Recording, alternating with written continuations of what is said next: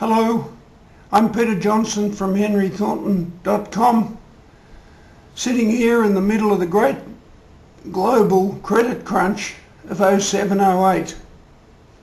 Last night, as you probably all know by now, the US Fed cut interest rates there by 0.75%. And that was generally well received by the markets, but it's the least of what the Fed's doing to contain what used to be called the ripples from the subprime crisis.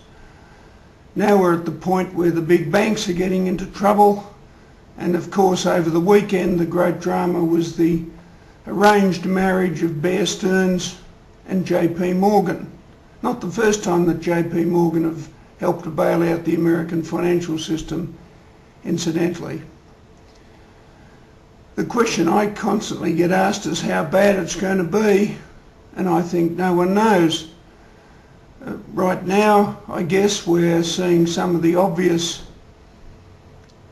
unwinding of the great credit surge, the great asset and credit bubble that we've been living through. Share prices have fallen a long way and I think have got further to fall. The US economy's in recession and that may get quite serious yet. Commodity prices, particularly oil and gold, have been rocketing up, but at some point when inflationary expectations are knocked on the head, that will stop happening. Can China and the other fast growth developing nations live through this episode without being influenced? China's got its own problems, of course. It's got political unrest on a scale not seen since Tiananmen Square. It's got inflation, it's got environmental problems, and it's got the Olympics, which of course will be glorious but fraught with difficulty. The Chinese government are busy trying to slow down their economy, and my guess is they'll eventually succeed and may even succeed by more than what they set out to do. Be careful what you wish for.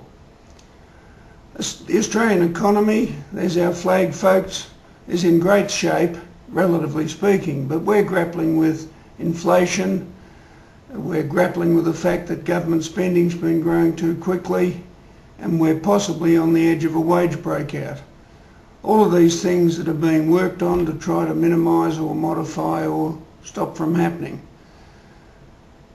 I'm obviously an optimist, or I wouldn't be making YouTube videos. I'd be phoning my broker to sell all my shares.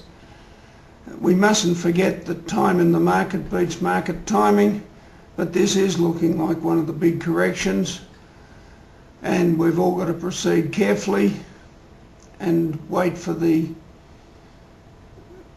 inevitable unwinding of this great credit and asset binge to be over so that normal life and normal investment policies continue.